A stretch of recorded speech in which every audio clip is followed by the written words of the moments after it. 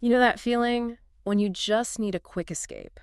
Like a dose of nature, but maybe you don't have time for a huge hike. Oh, absolutely. That little pocket of peace. Well, there's this spot just outside downtown Stillwater, Minnesota, called Ferry Falls. Hmm. It might be just the ticket, and probably closer than many people think. Exactly. And for this deep dive, we looked at some really interesting stuff you gathered. Travel blogs, which are very personal, Yeah, firsthand accounts. right? And then also like official local planning documents, even community discussions online. Yeah. There's a pretty rounded picture. So our mission today really is for anyone listening who likes exploring. We want to unpack the story of Ferry Falls, highlight what makes it special. Share some cool facts, maybe. Yeah, exactly. And hopefully get you thinking about checking it out. So let's dive in. Ferry Falls, Stillwater. Where exactly is it? Okay, so it's really close to Stillwater's downtown, Mm-hmm. technically in Stillwater Township, Washington County. And what's great and comes up in those blogs is the accessibility. You can apparently see the top of the falls with like almost no walking. Oh, nice. So super easy for just a quick stop. Pretty much. Makes it great for maybe a spontaneous kind of outing. Perfect. So if I punch Ferry Falls into my GPS, what happens when I get there? What should I look for? Well, the accounts say parking is mostly just along the side of the road. There isn't like a designated lot mentioned. Uh, And the trailhead itself isn't super obvious. You sort of have to peek into the tree line to spot it. a little bit hidden then. A little bit. And interestingly, this whole area, it's about 54 acres, is actually managed by the National Park Service. Oh, really? NPS. Yeah, it's part of the St. Croix National Scenic Riverway. Okay, so a bit of a mini adventure, just finding the start. I like that. Yeah. Now, every place has a history, right? What's the story behind Ferry Falls? Oh, it definitely does. The area's seen a lot. There's a local historian, Brent Peterson, who called it a place of legends. Intriguing. And the sources back that up. You have early European American settlers using the area near the fall's base for deer hunting and trapping. Standard stuff for the time. Right. But there's also this sadder local legend, a story about a young Sioux man and a Chippewa woman. Oh. Yeah, the story goes they met their end there while trying to flee some conflict. That's a real layer, you know. Oh, yeah. Huh, that definitely gives it some depth. Any other historical bits? Actually, yes. A pretty significant one. For a time, they built what was called a pest house out there. A pest house? What's that? It was basically a quarantine spot. Because the location was kind of remote, they used it for Stillwater residents who had contagious diseases, like smallpox. Goodness. Isolation. So beauty and kind of darker history mixed together. Yeah. And then more recently, the area was actually closed off for a while. Oh, I think I heard about that. When was that? From summer 2020 through to the winter of 2022. It was mainly safety concerns. Safety, like the trails. Exactly. Unsafe access points and these unofficial trails people had made. They were getting really eroded, especially on the steep parts. Okay, that makes sense. So what happened after the closure? Did they just reopen it or? Well, the National Park Service used that time to kind of reassess. They actually asked for public input back in 2021. Oh, smart. What kind of input? Things like safe access, parking solutions, trail improvements, the general visitor experience, and importantly, how to protect the environment there. Right. That led them to develop a draft site plan and do an environmental assessment. They got more public comments in 2023. And the result? The result was what's called a finding of no significance. Okay, finding of no significance. What does that mean in plain English? It basically means that after studying it, the NPS decided their planned improvements wouldn't cause major harm to the environment. So it cleared the way for them to move forward with fixing things up. Gotcha. So there's been a proper process to figure out its future. That's good.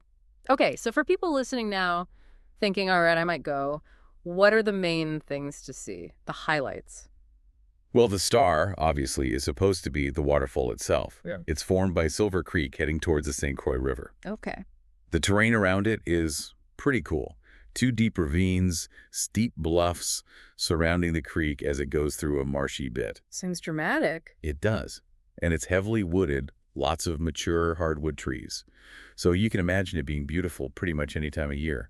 Someone in a blog even mentioned trying it on snowshoes in winter. Woo! Challenging, but maybe really pretty. Could be. What about warmer weather? Is there a best time to see the actual fall part of Ferry Falls? Spring is often suggested. Before all the leaves come out, you get better views. Right, the visibility. And usually there's more water from the snowmelt. But the water flow is super variable. Ah, So not always a gusher then. Definitely not. By late summer or fall, especially if it hasn't rained much, it might just be a trickle. Okay. The advice seems to be, best chance for a decent flow is right after a good rain. So check the weather forecast before you go if the waterfall is your main goal. Pretty much, yeah. Timing and maybe a little luck.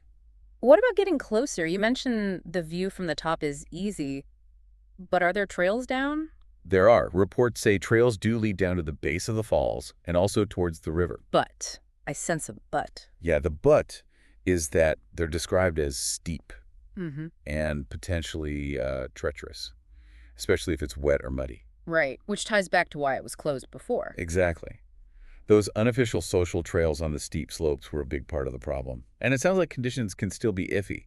One person who visited recently mentioned lots of logs and debris on the trails. Mm-hmm. And maybe disappointingly for them, no water at the falls on that day. Oh, wow. Okay, so manage expectations, maybe? Definitely. And another comment I saw online pointed out that having significant water flow might only happen like 30% of the time. 30%. So most of the time it's less impressive. Potentially, yeah. It might be more accurate to think of it as a really nice woodland walk with the possibility of a waterfall rather than a guaranteed waterfall destination. Good perspective. Very chance of falls. Mm. Okay, so beyond the Meidi waterfall, Mm. what else is interesting about the area? What should visitors think about? Well, ecologically, it's quite diverse. Good habitat for various plants and animals. Silver Creek itself is important because it supports cold water aquatic life. Okay. Cold groundwater seeps and springs feed into it, keeping it cool. And the whole area is considered a really valuable scenic spot locally. Nice. And it's encouraging, too, that there's community involvement. Volunteers have done restoration work, pulling out invasive buckthorn, picking up litter. Oh, definitely. There's even a group called Friends of Ferry Falls that helps with cleanups, invasive species removal, and pushing for safety improvements. Love that. Shows people care about the place. It really does. Now, safety, you mentioned the steep trails. Any other considerations, especially maybe for families? Yeah, definitely the steep drop-offs. It's generally noted as not ideal for really young kids, like toddlers or preschoolers. Too many potential hazards. Makes sense. Older kids. Older kids who are steady on their feet might enjoy the adventure more, sticking to the main trails perhaps. Yeah. But everyone needs to be cautious. Right. And unfortunately, like many places, litter. Yeah, sadly, litter and even some graffiti have been problems in the past. It's something those volunteer groups are working against. And as we said, the Park Service plans are aimed at improving safety and protecting the place long term. Okay. So be mindful, be respectful if you go. Zooming out a bit, how does a place like Ferry Falls fit into Stillwater's bigger picture, their plans for the city? Well, the city of Stillwater, in its planning documents, really emphasizes the importance of parks and trails, for quality of life, community health, ecological value. And tourism, I imagine. And economic viability, yeah. They want accessible, safe, attractive recreation for residents and visitors alike. And Ferry Falls is on their list. It is. It's specifically mentioned as one of their open space and nature areas, and it connects to their broader goal of linking up recreational spots and making the riverfront a focal point. So preserving and improving Ferry Falls plays into that larger vision. Cool. Good to see how these smaller spots contribute. Okay, so to wrap things up for folks listening, maybe they're thinking about a visit now. What's the main takeaway? I think the takeaway is that Ferry Falls is this really accessible little pocket of nature right near a very popular town. It's got history. It's ecologically interesting. But maybe don't bank on a huge waterfall every time. Exactly. The key insight might be to appreciate it as a lovely, potentially dramatic woodland setting with ravines and mature trees, where you might also see a waterfall, especially after rain. Manage the expectation, enjoy the setting. That sounds like a great way to look at it. It's a good reminder, isn't it?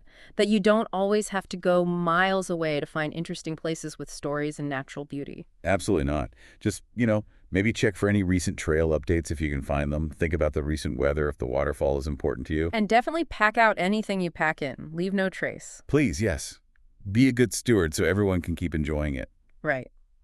So with that, maybe a final thought for everyone listening who enjoys getting out there. What other little hidden gems, maybe like Ferry Falls, are waiting to be discovered right in your own local area? Perhaps this deep dive inspires a bit of local exploration. Thanks for joining us.